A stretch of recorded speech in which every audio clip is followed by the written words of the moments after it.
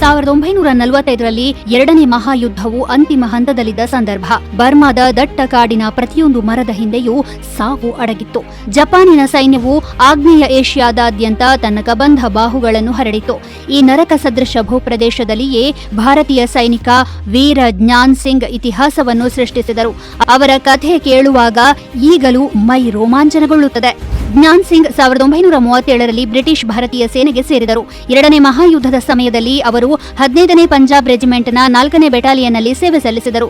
March 2, 1945ರಂದು ಬರ್ಮಾದ ಕ್ಯಾಮಿಯೆಯಿಂದ ಮಿಂಗ್ಯಾನ್ಗೆ ಹೋಗುವ ರಸ್ತೆ ಕಾರ್ಯತಂತ್ರದ ದೃಷ್ಟಿಯಿಂದ ನಿರ್ಣಾಯಕವಾಗಿತ್ತು. ಜಪಾನಿನ ಸೈನ್ಯವು ದಟ್ಟವಾದ ಕಾಡುಗಳು ಮತ್ತು ಕಣಿವೆಗಳ ಲಾಭವನ್ನು ಪಡೆದು ಆಳವಾದ ಭೂಗತ ಬಂಕರ್ಗಳನ್ನು ನಿರ್ಮಿಸಿತ್ತು. ಮೆಷಿನ್ ಗನ್ಗಳು ಮತ್ತು ಫಿರಂಗಿ ಗುಂಡಿನಿಂದ ನಿರಂತರ ದಾಳಿಯಾಗುತ್ತಿದ್ದ ಕಾರಣ ಬ್ರಿಟಿಷ್ ಭಾರತೀಯ ಸೈನಿಕರು ಅಲ್ಲಿಯೇ ಸಿಲುಕಿಕೊಂಡಿದ್ದರು. ಎಲ್ಲಾ ನೀರಿನ ಮೂಲಗಳು ಶತ್ರುಗಳ ಕೈಯಲ್ಲಿದ್ದವು.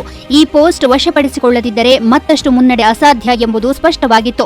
2 ಕಂಪನಿಗಳು ಶತ್ರುಗಳನ್ನು ಎಲ್ಲಾ ಕಡೆಯಿಂದ ಸುತ್ತುವರೆದು ಅವರ ಹಿಂದಿನ ಎತ್ತರದ ಭೂಭಾಗವನ್ನು ವಶಪಡಿಸಿಕೊಂಡವು. ಮೊದಲ ದಾಳಿ ಯಶಸ್ವಿಯಾಯಿತು. ನಂತರ ಬಲಪಾರ್ಶ್ವದಲ್ಲಿರುವ ಹಳ್ಳಿಯ ಮೇಲೆ ದಾಳಿ ಮಾಡಲು ಆದೇಶ ಬಂದಿತು. ಟ್ಯಾಂಕ್ಗಳೊಂದಿಗೆ ದಳವು ಮುಂದಕ್ಕೆ ಸಾಗಿತು. ನಾಯಕ್ ಜ್ಞಾನ್ ಸಿಂಗ್ ದಾಳಿಯನ್ನು ಮುನ್ನಡೆಸುತ್ತಿದ್ದರು. ಶತ್ರುಗಳು ಕಳ್ಳಿಬೇಲಿಯ ಬಳಿಯ ಹೊಂಡಗಳಲ್ಲಿ ಅಡಗಿಕೊಂಡಿದ್ದರು. ಶತ್ರುಗಳು ತುಂಬಾ ಹತ್ತಿರದಲ್ಲಿದ್ದಾರೆಂದು ಅರಿತುಕೊಂಡ ಜ್ಞಾನ್ ಸಿಂಗ್ ಮೆಷಿನ್ ಗನ್ನರ್ಗೆ ರಕ್ಷಣೆ ಪಡೆಯಲು ಆದೇಶಿಸಿ ಏಕಾಂಗಿಯಾಗಿ ಮುಂದೆ ಧಾವಿಸಿದರು. ತಮ್ಮ ಬಂದೂಕಿನಿಂದ ಅವರು ಮುಖ್ಯ ಶಸ್ತ್ರಾಸ್ತ್ರ ಪೋಸ್ಟ್ನಲ್ಲಿದ್ದ 4 ಜಪಾನಿ ಸೈನಿಕರನ್ನು ಕೊಂದರು. ಆಗ ಅಡಗಿಸಿಟ್ಟಿದ್ದ ಜಪಾನಿನ ಟ್ಯಾಂಕ್ ವಿರೋಧಿ ಬಂದೂಕು ಟ್ಯಾಂಕ್ಗಳ ಮೇಲೆ ದಾಳಿ ಮಾಡಿತು. ಹಲವಾರು ಸೈನಿಕರು ಗಾಯಗೊಂಡರು. ಪರಿಸ್ಥಿತಿ ಅತ್ಯಂತ ಗಂಭೀರವಾಗಿತ್ತು.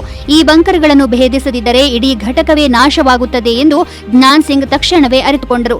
ಆದೇಶಗಳಿಗೆ ಕಾಯದೆ, ತನ್ನ ಜೀವವನ್ನು ಲೆಕ್ಕಿಸದೆ ಅವರು ತಮ್ಮ ಸ್ಟೆನ್ ಬಂದೂಕಿನಿಂದ ನೇರವಾಗಿ ಶತ್ರುಗಳ ಮೇಲೆ ದಾಳಿ ಮಾಡಿದರು. ಸ್ವತಃ ಗಾಯಗೊಂಡಿದ್ದರೂ ಅವರು ಗುಂಡುಗಳ ಸುರಿಮಳೆಯ ಮೂಲಕ ಮುಂದಕ್ಕೆ ದಾಳಿ ಮಾಡುತ್ತಾ ಹೋಗಿ ಇಡೀ ಶತ್ರು ತಂಡವನ್ನು ಕೊಂದು ಏಕಾಂಗಿಯಾಗಿ ಟ್ಯಾಂಕ್ ವಿರೋಧಿ ಬಂದೂಕನ್ನು ವಶಪಡಿಸಿಕೊಂಡರು.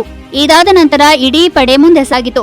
ಜ್ಞಾನ್ ಸಿಂಗ್ ಸೈನಿಕರನ್ನು ಕಳ್ಳಿಗಿಡಗಳು ತುಂಬಿದ್ದ ಕಿರಿದಾದ ಹಾದಿಯ ಮೂಲಕ ಸುರಕ್ಷಿತವಾಗಿ ಮುನ್ನಡೆಸಿದರು ಮತ್ತು ಎಲ್ಲಾ ಶತ್ರು ಸ್ಥಾನಗಳನ್ನು ತೆರವುಗೊಳಿಸಿದರು. ಈ ವಲಯದಲ್ಲಿ ಸುಮಾರು 20 ಜಪಾನಿ ಸೈನಿಕರು ಕೊಲ್ಲಲ್ಪಟ್ಟರು.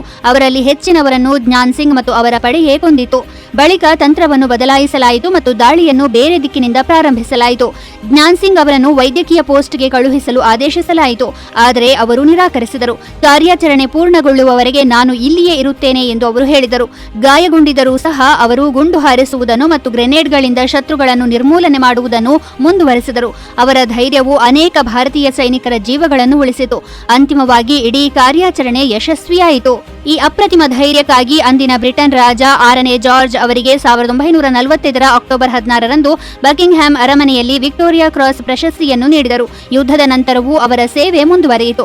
ಸ್ವಾತಂತ್ರ್ಯದ ನಂತರ ಅವರು ಭಾರತೀಯ ಸೇನೆಯನ್ನು ಸೇರಿದರು ಮತ್ತು 1962ರ ಭಾರತ ಚೀನಾ ಯುದ್ಧ ಮತ್ತು 1965ರ ಭಾರತ ಪಾಕ್ ಯುದ್ಧದಲ್ಲೂ ಸಕ್ರಿಯ ಪಾತ್ರ ವಹಿಸಿದರು.